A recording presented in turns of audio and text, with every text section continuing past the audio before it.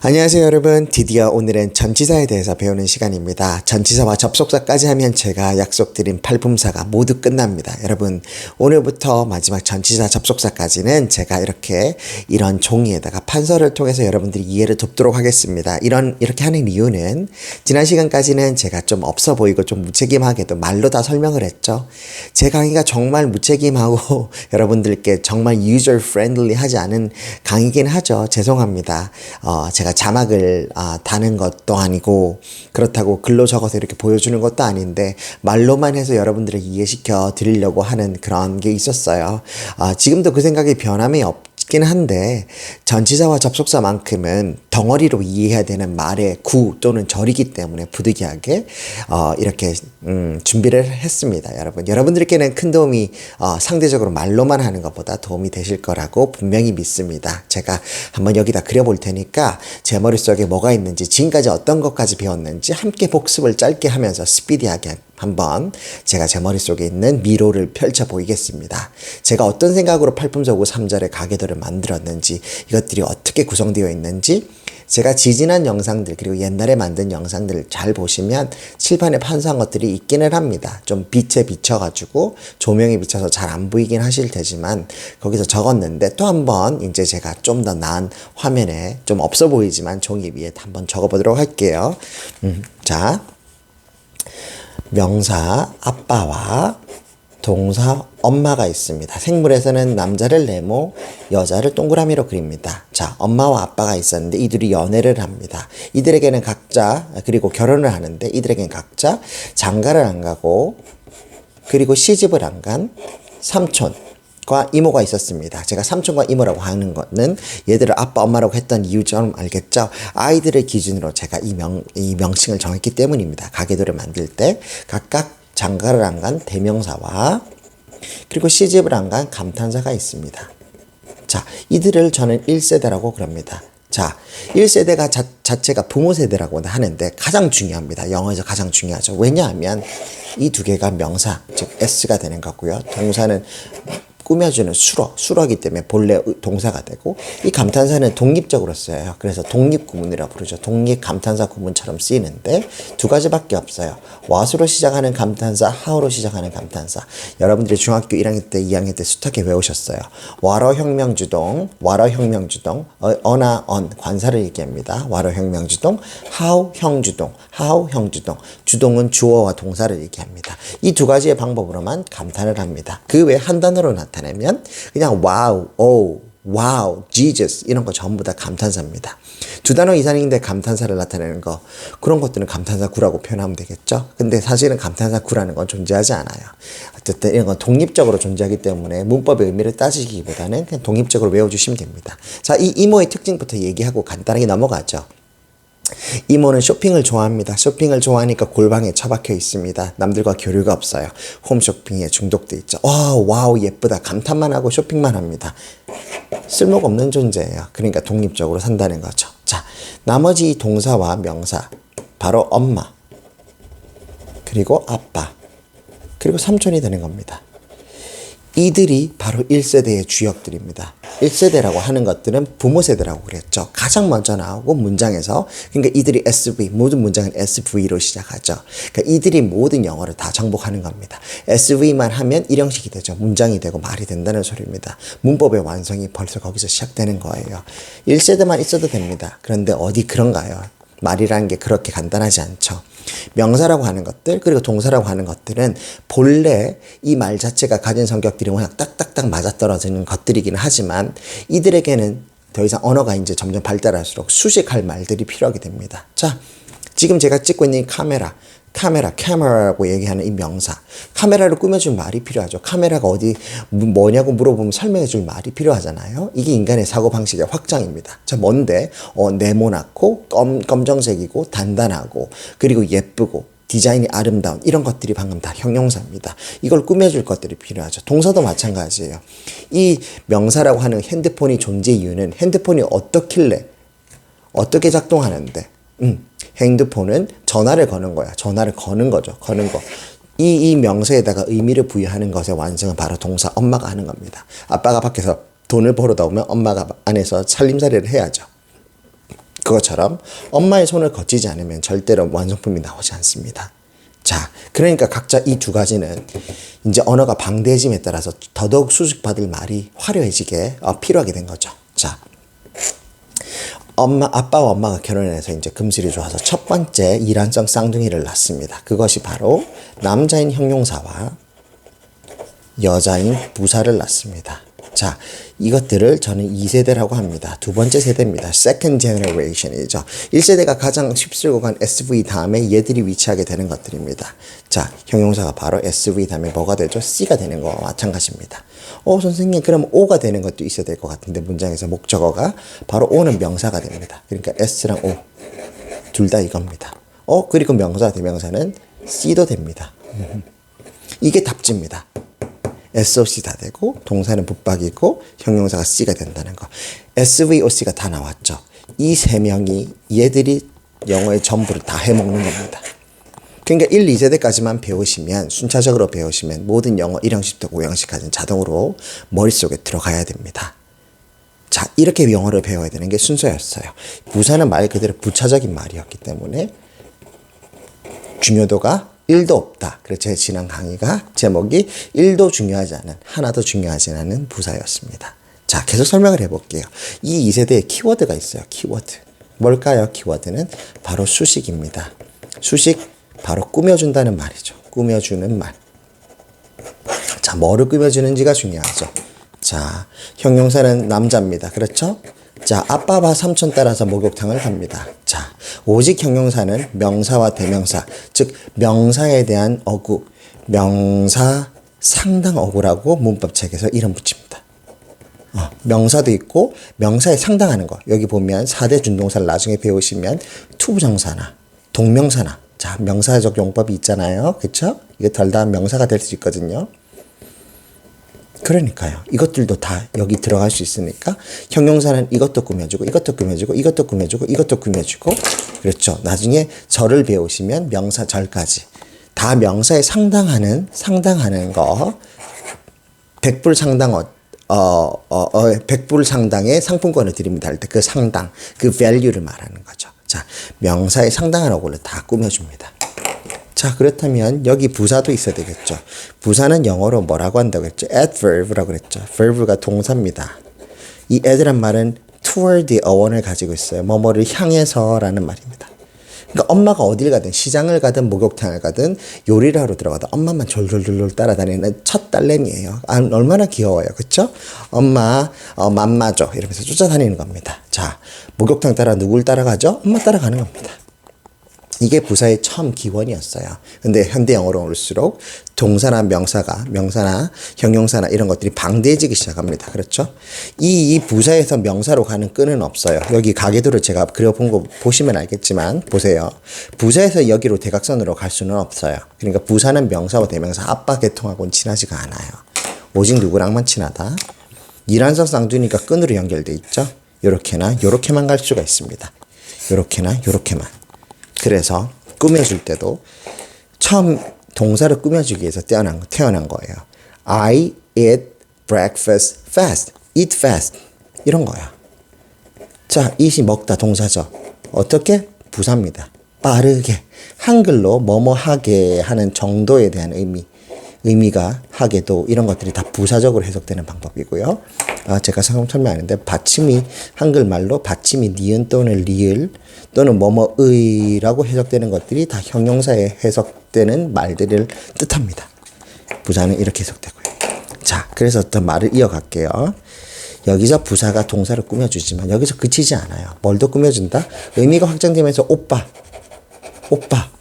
엄마가 없으면 오빠 방문 열고 오빠 뭐해 같이 놀아 하고서 오빠도 꾸며줍니다. 그리고 오빠도 없어. 학원 가고 없어. 그러면 막내 여동생은 어떻게 하고 놀죠? 자기 스스로 머리에 핀 꽂고 인형 가지고 혼자서 인형놀이 하면서 놉니다. 엄마나 오빠가 학원에서나 또는 시장에서 돌아올 때까지. 그쵸? 그러니까 부사의 운명은 이겁니다. 막내 여동생, 귀여운 여동생이죠. 엄마 수식, 오빠 수식, 그리고 아무도 없으면 자기 자신 수식. 그리고 때때로 문장 맨 앞에서 이렇게 놓이면 콤마 찍고 이렇게 부사가 딱 시작하면 문장 전체가 나오거든요. 이렇게 쭉쭉쭉쭉 문장 전체를 다 수식한다. 이런 뉘앙스가 있다까지 알아두시면 됩니다. 그러니까 부사는 위치가 중요하다 중요하지 않다. 제 지난 강의를 보시면 압니다. 부사에 대한 강의. 부사의 위치는 중요한 게 아니다.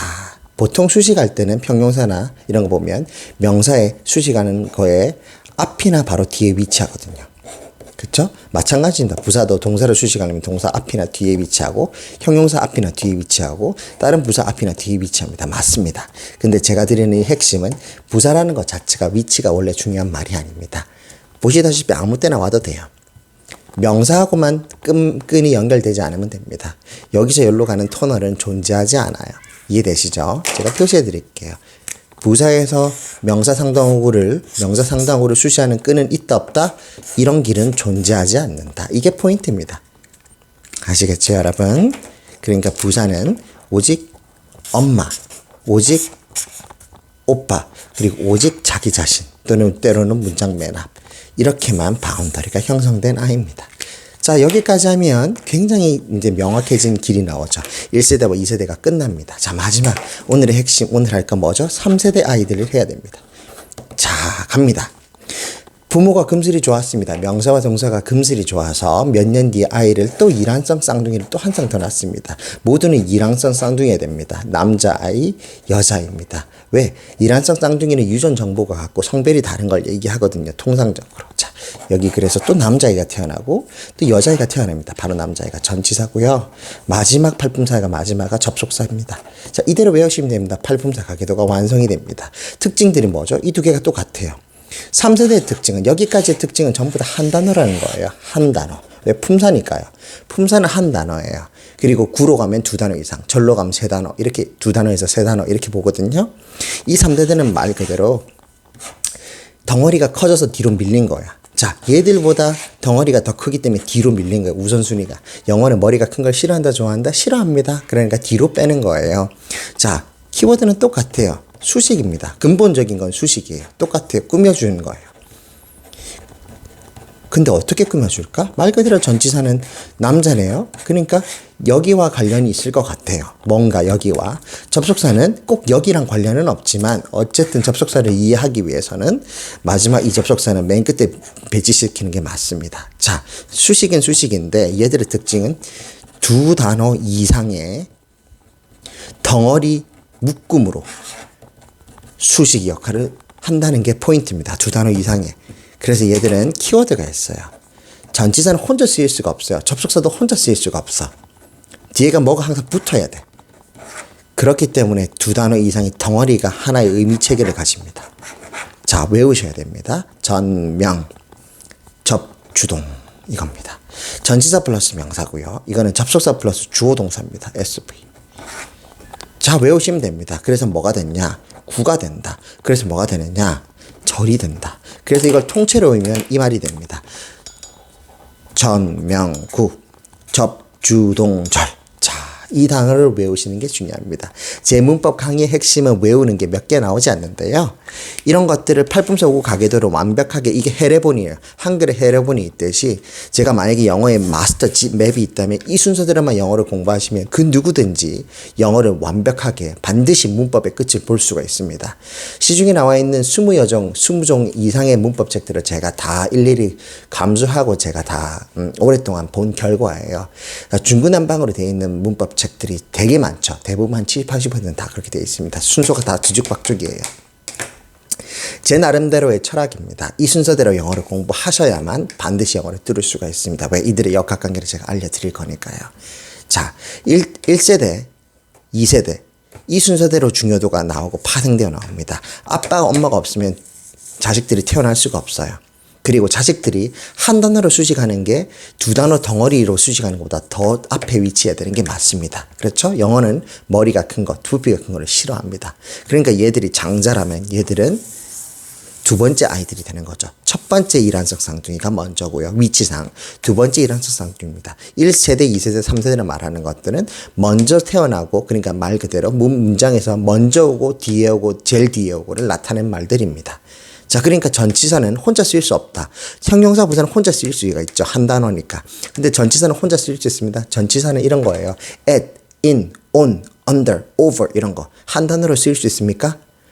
I go to school at 여기까지 하고 문장을 끝낼 수 있습니까? I go to school at 뭐가 비었죠? 전치사만 at만 쓸 수 있냐고. 못 쓰잖아. 그렇죠? at 10 o'clock. 10인 o'clock이라고 명사가 붙어야지 한 단어로 해서 at 10 o'clock. at이 전치사고 10 o'clock이 명사가 돼서 한 단어로 들려야 됩니다. at 10 o'clock이라고 하는 세 단어가 하나의 묶음으로. 그래서 이 전면구에는요. 전면구 100번씩 속으로 외치셔야 됩니다. 이게 답이에요. 전치사란 말을 문법책에서 보시거나 그 누군가가 당신에게 얘기를 합니다. 당신의 뇌회로는 자동으로 이 말을 상기시키게 됩니다. 전면구. 전치사 플러스 명사는 구가 되는구나. 이 구의 정의를 알아야 되겠죠. 구의 정의는 두 단어 이상이면서 and입니다. 이 속에 주어와 동사가 포함되어 있지 않음. 포함 안 됨. 그럼 절도 알면 되겠네. 대칭을 이루니까. 그래서 제가 이런 쌍둥이를 묶어놨을 거니까. 그렇죠. 절이란 말은 똑같아요. 두 단어 이상이면서 이 의미 체계가 보세요. 세 단어죠. 그러니까 두 단어 이상이면서 이 속에 S와 V 즉 주어와 동사를 포함함 하는 의미 체계 포함하죠. 를 절이라고 합니다. 이게 정의입니다. 요점은 두 단어 이상이죠. 덩어리죠. 전치사만 들으시면 안 되고요. 접속사만 들으시면 안 됩니다. 접속사라는 걸 미리 외우고 있으면 이 뒤에 주어 동사가 오겠구나를 알 수 있죠. 전치사를 미리 외우고 있으시면 at, on, in, at, beside, next 뭐 이런 걸 외우고 있으시면 뒤에 100% 명사가 오는 걸 알 수 있죠. 그러니까 자동으로 토익이나 모든 시험에서 유리하게 몇 점 먹고 들어가는 겁니다. 그리고 글을 쓰실 때도요. 내가 맞게 썼나 틀리게 썼나 전치사의 종류를 알고 미리 외우시면 이 종류가 한 30가지 정도 돼요. 게임 끝납니다. 접속사 마찬가지예요. 20가지에서 30개, 20, 30개를 결코 벗어나지 않아요. 많아봐야 한 30개죠. 이걸 미리 여러분들 다 알고 계시거든요. 문법책 아무거나 펴시거나 네이버나 유튜브에 치세요. 접속사의 종류, 뭐 전치사의 종류 쫙 치시면 이제 다 나옵니다. 그걸 연필로 다 적어서 눈에 바르시면 돼요. 뜻이 여러분들 뜻은 이미 다 알고 있을 거거든요. 접속사 대표적인 거 뭐예요? 뭐뭐 할 때, where, 뭐뭐 어디에서, 그렇죠. 이게 다 접속사입니다. 그 다음에 주어 동사가 나오는 거예요. 그럼 이걸 뭐라 부른다? 절이라고 부르는 거예요. 이 절에는 나중에 역할이 있지만 그건 다음 시간에 할게요. 오늘은 전치사에 대해서 하는 거니까. 그렇죠. 이 전치사를 마지막 정리를 하고 오늘 강의를 끝낼게요. 이렇게 전면구가 있으면 이 전면구의 구의 종류는 두 가지가 있어요. 형용사구가 있고요. 형용사 역할을 하는 구라는 뜻입니다. 그리고 부사구가 있어요. 자, 보세요. 뭐가 보이세요? 형용사 부사라는 말을 캐치해야지. 그러니까 전면구의 종류는 형용사구가 있고 부사구가 있어요. 결국에는 역할이 형용사 역할이 있고 부사 역할이 있는 거야. 그러니까 전면구의 형태를 띠면서 형용사 역할을 하면 전명 형용사구. 이거는 문법책에는 전치사로 시작했으니까 전치 형용사구 이렇게 이름을 붙여놨어요.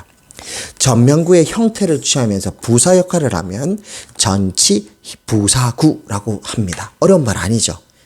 자, 그럼 거슬러 가보죠. 그럼 형용사는 무슨 역할을 하는데? 명사, 상당어구, 수식. 부사는 무슨 역할을 하는데? 부사, 상당어구, 즉 동사, 형용사, 다른 부사, 수식.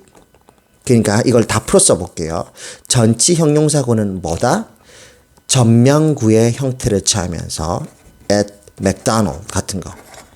맥도날드에서라는 뜻이거든요. 전명.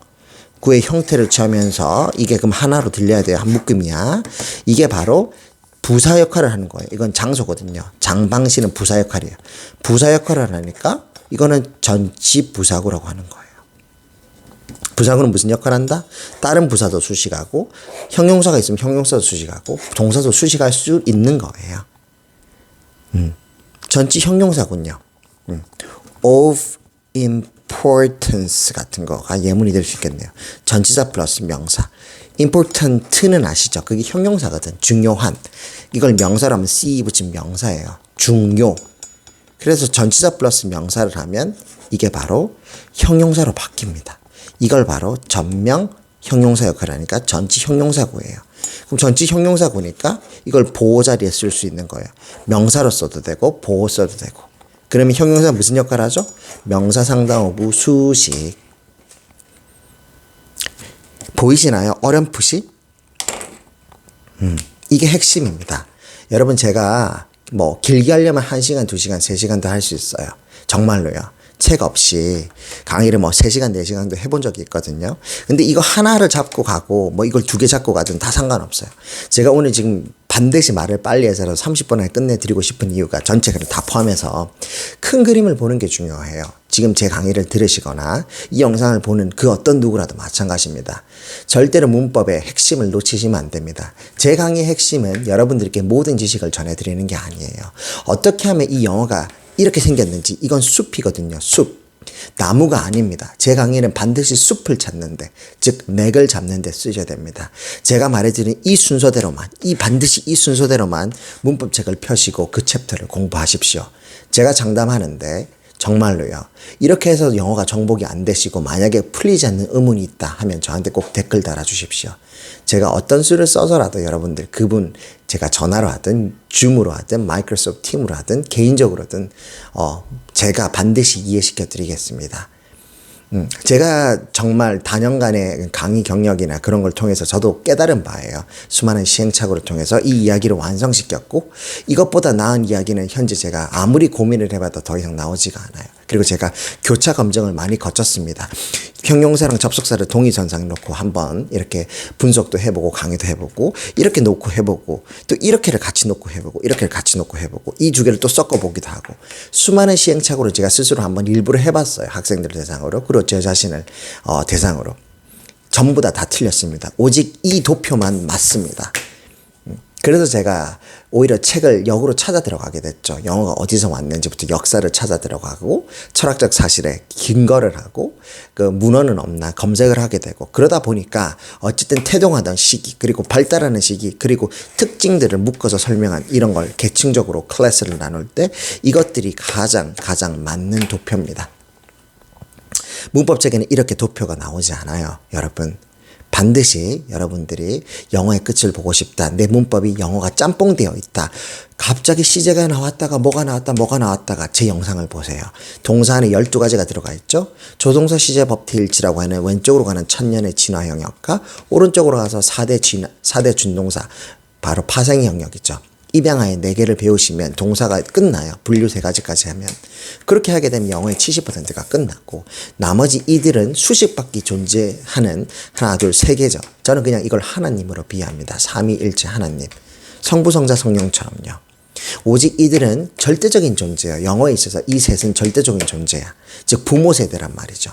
그러니까 오직 이들만 자식들에 의해서 한 단어로 의해서 수식을 받거나 2단어 이상의 덩어리로써 수식을 받거나 그 차이밖에 없어요.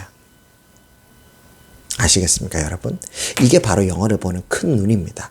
이 숲을 이제 제가 알려드렸으니 나머지 안에 거는 여러분들이 채우셔야 돼요. 자, 오늘 마지막 전치사니까 전치사에 대한 말을 5분 안에 짧게 하고 이 영상 정말 끝낼게요. 자, 전치사는 말 그대로 이 전자가 앞전자고 놓을 지자입니다. 앞에 놓인다는 뜻이에요. 뭐 앞에 놓이죠? 보세요. 명사 앞에 놓였죠? 그러니까 이 전치사란 말은 태생 자체가 명사를 달고 와야 되는 운명입니다. 아빠 손을 끄는 애예요. 자, 형용사가 듬직한 장남으로서 아빠와 삼촌의 등을 밀어주는 애라면, 보세요. 등을 밀어주는 구조죠. 아빠, 엄마, 아버지, 삼촌, 목욕탕 갑시다. 나 이제 거의 한 청소년기 됐는데 내가 등 밀어드릴게요. 힘든 거 있으면 저한테도 좀 나눠주세요. 제가 아버지와 삼촌 일을 좀 도와드릴게요. 이렇게 든든한 장남이라면 얘는 막내 아들인 거예요. 누구죠? 이 명사라고 하는 아빠, 명사라고 하면 명사 상당어구입니다. 대명사도 되고, 얘네는 다 되는 거예요. 이 아빠라고 삼촌이라고 하는 얘 앞에서 손을 끄는 애예요. 손을 끄는 애. 아빠, 얘는 아직 그러니까 초등학생 남자인 거죠. 얘가 성인이 거의 바라보는 고등학교 3학년 남자애라면, 얘는 막내 거의 한지 10살밖에 안 된 남자애라는 소리입니다. 아직도 어린이날에 선물을 받고 싶어 하는 애예요. 그래서 아빠 손을 잡고 가는 구조입니다. 아빠 여기 가서 나 이거 사줘, 저거 사줘 하는 애예요. 그래서 반드시 아빠 앞에 붙어가서 아빠가 갈 길을 인도해주는 아빠 여기로 가자 하고 쫄랑쫄랑 길을 만드는 어린아이라고 생각하시면 됩니다. 막내 아들. 아시겠죠? 그러니까 항상 이 전치사라고 하는 것들은 2, 3시간밖에 없어요. 바로 네이버에 치셔서 바로 프린트를 뽑으신 다음에 그 뜻을 다 외우시면 됩니다. 여러분 다 아시는 거예요. 기본적으로 한국에서 고등학교까지 졸업했으면 전치사 뜻을 보고 대충 이게 무슨 뜻이다 모르시는 분 단 한 분도 없으실 거라고 장담합니다. 정말요. 그러니까 어려운 게 하나도 아니에요. 이 전치사의 핵심은 그 뜻을 이해하는 게 아니라 바로 그 전치사와 함께 붙어서 명사가 나온다는 게 첫 번째 핵심이요. 그러면 전치사와 명사를 합쳐서 의미 단위 채로서 들리고 쓰고 이해를 해야 된다는 게 두 번째 말이었죠. 실제로 영어 원어민들은 그렇게 얘기합니다. I want to go to school 이렇게 얘기합니다. to가 전치사고 school이 명사거든요. to school의 학교. 학교에 한국말로 하면 학교에죠. 그러니까 to school 이 하나만 예로 드릴게요. to school 보세요. 너무 위에 적었네요. I want to go to school. 자, 이것들 모르는 사람 없죠. 나는 원한다. 뭐 하기를 원하는데 갈 것을 원하는 거예요. 자, 이게 4대 준동사를 끌어서 썼어요. 삼형식 문장입니다.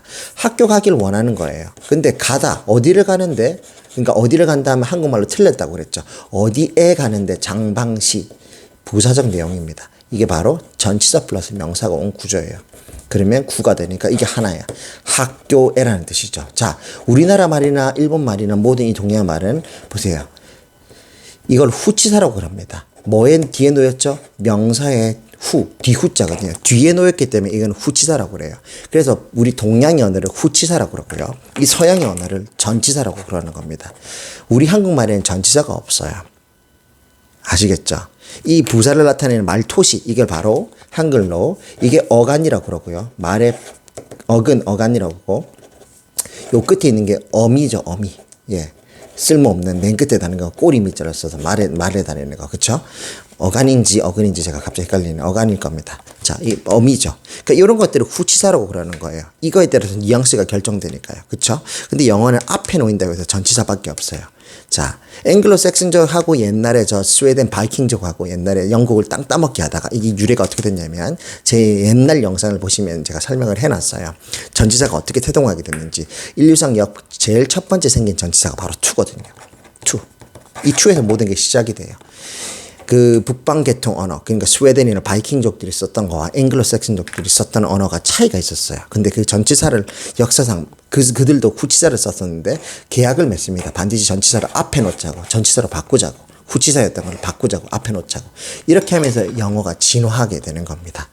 전치사가 태동하게 되는 거죠. 이건 룰로 정한 거예요. 원래는 그들도 우리처럼 학교에라고 얘기했었을 텐데 에 학교 이렇게 바뀐 겁니다. 그들의 언어 구조가. 이게 영어의 독특한 점이에요. 어쨌든 이 전치사라고 하는 거 방금 앞에 말했던 대로 이 앞에서 아버지의 손을 끌어다주는 이 막내 아들의 이 종류만 알면, 요것만 알고 있으면 자동으로 영어로 듣기를 하거나 글로 쓰여진 그걸 볼 때 이 다음에는 100% 반드시 뭐가 온다? 명사가 온다는 걸 유추할 수가 있는 거죠. 과학적으로. 그러면 전치사와 명사를 합쳐서 하나의 의미로 이해하면 되겠네. 끊어읽기 하면 되겠네. 맞습니다. 그게 정답입니다.